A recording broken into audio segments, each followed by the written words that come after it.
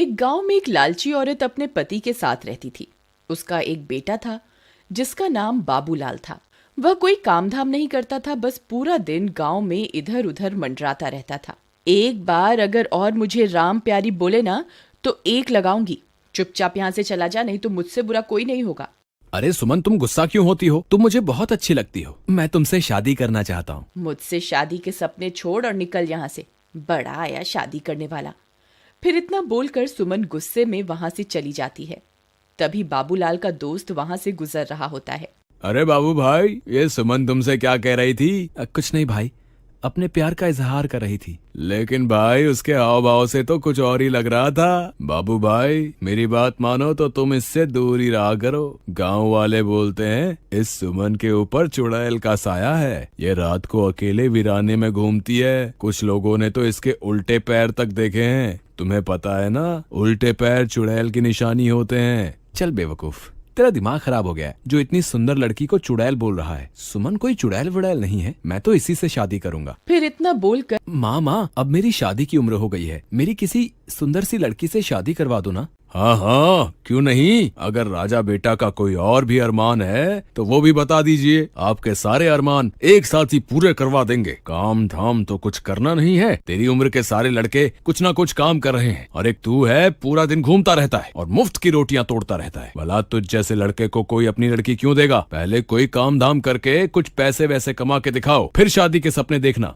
चल भाग यहाँ से। आवारा कहीं का, तो किसी काम धाम का नहीं है। देखो ना माँ, पिताजी हमेशा मेरी बेइज्जती करते रहते हैं। किसी दिन मैं घर छोड़ के ही चला जाऊंगा। अरे नहीं नहीं बेटा, कैसी बातें कर रहे हो? ये सब तुम्हारा ही तो है। अजी आप तो रह नहीं दो। हर वक्त मेरे भोले भाले बेटे को नीचा दिखाते रहते हो। अजी हमारे पास इतनी धन दौलत है, क्या आप ये सब अपने साथ ऊपर लेके जाओगे? भला मेरे बेटे को कमाने की क्या जरूरत है?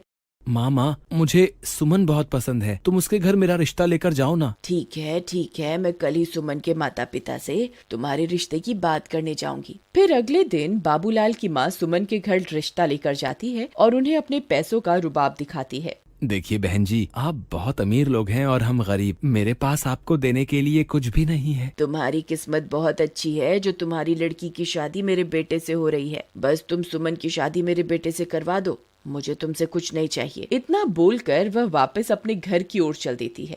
अगले दिन सुमन और बाबूलाल की शादी हो जाती है। बाबूलाल सुमन से शादी करके फूला नहीं समाता। रात होने पर बाबूलाल और सुमन अपने कमरे में सो रहे होते हैं। तभी सुमन उठती है और सीधा घर से बाहर निकल जाती है और जंगल की ओर चल पड़ती है।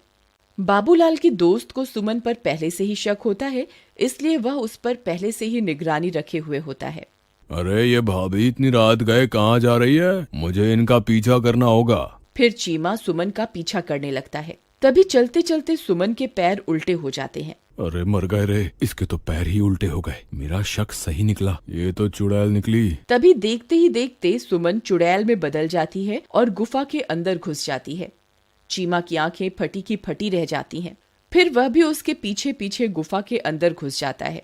ए हैवानों के देवता, मैं आपको 9 बलि चढ़ा चुकी हूँ। बस एक बलि और चढ़ाते ही मैं सर्वशक्तिमान बन जाऊंगी। फिर मैं इन शक्तियों से पूरी दुनिया पर राज करूंगी। मुझे अभी के अभी सारी बात बाबूलाल को जाकर बतानी होगी। फिर वह सीधा भागता हुआ बाबूलाल के घर जाता है और खिड़की से उसे आवाज देता है। बाबू भाई उठो, मुझे तुम्हें बहुत जरूरी बात बतानी है, जल्दी उठो। अरे क्या हुआ भाई, इतनी रात तुम यहाँ क्या कर रहे हो? भाई मैंने तुम्हें पहले ही कहा था कि तुम्हारी बीवी चुड़ैल है, लेकिन तुमने मेरी बात का विश्वास नहीं किया था। भाई मुझे लगता है कि तुम्हारा दिमाग खराब हो गया है, जो ये बहकी बहकी बातें कर रहे हो। अच्छा तो ये बताओ कि क्या सुमन घर पे है? इतने में सुमन वहाँ आ जाती है। क्या हुआ चीमा भैया, इतनी रात गए कैसे आना हुआ? चीमा सुमन को घर पर देखकर हक्का बक्का रह जाता है। अब कुछ नहीं भाभी जी, मैं तो बस यहाँ से गुजर रहा था तो सोचा बाबू से मिलता चलूं। अच्छा अब मैं चलता हूँ। इतना बोलकर चीमा वहाँ से दुम दबा के भाग जाता है। अजी क्या हुआ, ये आपका दोस्त आपसे क्या कह रहा था? कुछ नहीं, बस ऐसी ही बेकार की बातें कर रहा था। चलो अब तुम सो जाओ, रात बहुत हो गई है। फिर सुबह होने पर वह सेठानी गुस्से से लाल हो जाती है क्योंकि सुमन अभी तक सो रही होती है। ए बहुरानी, अभी तक सो रही है क्या? घर का काम कौन करेगा? चल जल्दी उठ, मैंने काम वाली की छुट्टी कर दी है। आज से घर का सारा काम तुझे ही करना है। फिर सेठानी के जोर जोर से चिल्लाने की वजह से सुमन की नींद खुल जाती है और वह गुस्से से लाल हो जाती है। रुक बुढ़िया, तुझे मैं अभी बताती हूँ। फिर सुमन गुस्से में बाहर आती है। ए बुढ़िया, क्यों शोर मचा रही है सुबह सुबह? मेरी सारी नींद ही खराब कर दी। अरे दैया रे दैया, इसकी हिम्मत तो देखो, मुझे बुढ़िया बुला रही है। ए, तेरी इतनी हिम्मत, मुझे बुढ़िया बोलेगी? चुपचाप घर का ये सारा काम निपटा दे। तेरे माँ बाप ने वैसे भी दहेज में फूटी कौड़ी भी नहीं दी है। मैं कोई काम वाम नहीं करने वाली, जो करना है कर लो। तेरी इतनी हिम्मत मुझे मना करेगी? रुक, तुझे अभी बताती हूँ। अरे मर गई रे, ये क्या हो गया? तेरी इतनी हिम्मत, मुझे अभी के अभी छोड़ दे। बाबू, बाबू, ओ बाबू, देख तेरी बीवी मेरे साथ क्या सलूक कर रही है। जल्दी आ, मुझे इससे बचा, नहीं तो ये मेरे सारे बाल नोच डालेगी। फिर अपनी माँ की चीख पुकार सुनकर बाबू दौड़ा दौड़ा अपने कमरे से निकलकर वहां पहुंच जाता है। वह यह सब देखकर हैरान रह जाता है। ए सुमन, तेरी इतनी हिम्मत, तू मेरी माँ के साथ ऐसा सलूक करेगी? अभी के अभी मेरी माँ को छोड़ दे, वरना अच्छा नहीं होगा। फिर सुमन उसे छोड़ देती है और सीधा अपने कमरे में चली जाती है। माँ, आप ठीक तो हो ना? आपको कुछ हुआ तो नहीं ना? मैं ठीक हूँ बेटा, मैंने तो बस इसे घर का थोड़ा काम करने को कहा था और इसने मेरी तो धुनाई ही कर दी। फिर बाबू परेशान होकर घर से बाहर निकल जाता है। वहाँ उसे उसका दोस्त चीमा मिलता है। क्या हुआ बाबू भाई, इतने परेशान क्यों हो? क्या तुम्हें पता चल गया कि तुम्हारी बीवी चुड़ैल है? मजाक मत कर यार चीमा, मैं वैसे ही बहुत परेशान हूँ। आज सुबह सुबह तो सुमन ने हद ही कर दी। उसने माँ के बाल पकड़कर उनसे बहुत बदतमीजी की। भाई, मैंने तो पहले ही कहा था कि सुमन कोई साधारण लड़की नहीं है, उसके ऊपर चुड़ैल का साया है।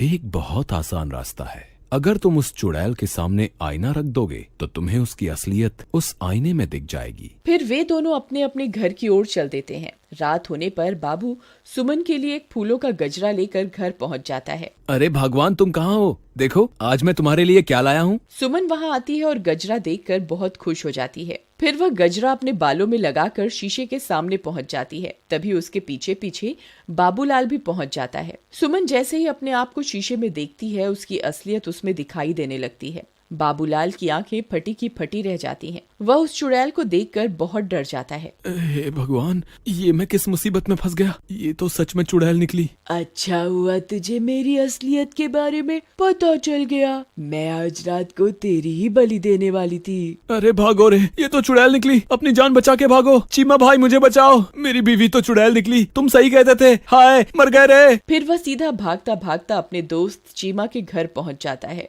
चीमा भाई, जल्दी से दरवाजा बंद कर दो। तुम सही कहते थे, सुमन तो चुड़ैल है। मैंने उसकी असलियत आईने में देख ली है। अब वो मुझे नहीं छोड़ेगी। अजी, मुझे लगता है आपका ये दोस्त अपने साथ साथ हमें भी मरवा के छोड़ेगा। तुम अभी के अभी से घर से बाहर निकालो, नहीं तो इसकी पत्नी इसका पीछा करते करते यहाँ पहुँच जाएगी। तभी जोर जोर से दरवाजा खटखटाने की आवाजें आने लगती हैं। वे सब लोग डर जाते हैं।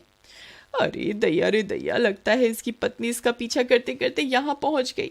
चीमा भाई, गलती से भी दरवाजा मत खोलना, नहीं तो वो चुड़ैल हम में से किसी को भी जिंदा नहीं छोड़ेगी। अरे मर गए रे। बाबू भाई, भाभी तो चुड़ैल बनकर हमारे दरवाजे पर खड़ी है, अब क्या करें? मैं तो कहती हूँ इस बाबूलाल को उठाकर घर से बाहर फेंक दो। वह चुड़ैल इसी की तलाश में यहाँ आई है। बहुत शौक चढ़ा था ना इसे सुंदर स्त्री से शादी करने का, अब भुगतने दो इसे। चलो भाई बाबूलाल, अभी के अभी मेरे घर से बाहर निकलो। चलो चलो चलो। नहीं, मैं कहीं नहीं जाने वाला। मैं अकेला नहीं मरूंगा।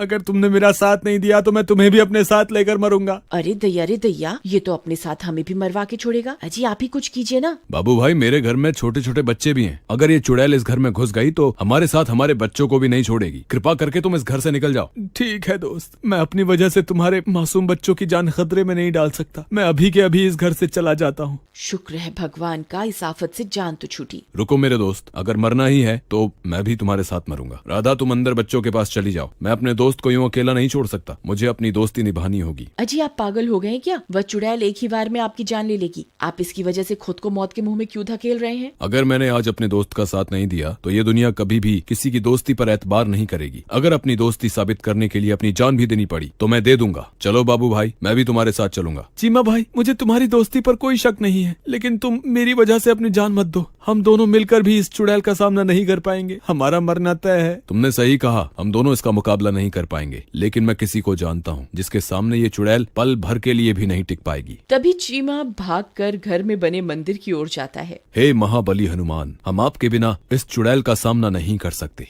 आज फिर से एक बार बुराई को हराने के लिए हमें आपकी जरूरत है। कृपा करके हमारे साथ चलिए महाबली। चलो भाई, अब इस चुड़ैल को सबक सिखाने का वक्त आ गया है। अरे वाह वाह। हम 2 नहीं हैं चुड़ैल, हम 3 हैं। बोलो महाबली हनुमान की जय, सियापति रामचंद्र भगवान की जय, पवन सुत हनुमान की जय। अरे अरे मर गई रे, ये तूने क्या कर दिया। हे भगवान मुझे क्षमा कर दो, मुझसे बहुत बड़ी गलती हो गई। हे महाबली, हे सर्वशक्तिमान, मुझे क्षमा कर दो। मैं आज के बाद किसी व्यक्ति को नहीं सताऊंगी। फिर कुछ ही पलों में वह चुड़ैल जलकर खाक हो जाती है और एक बार फिर बुराई पर हमेशा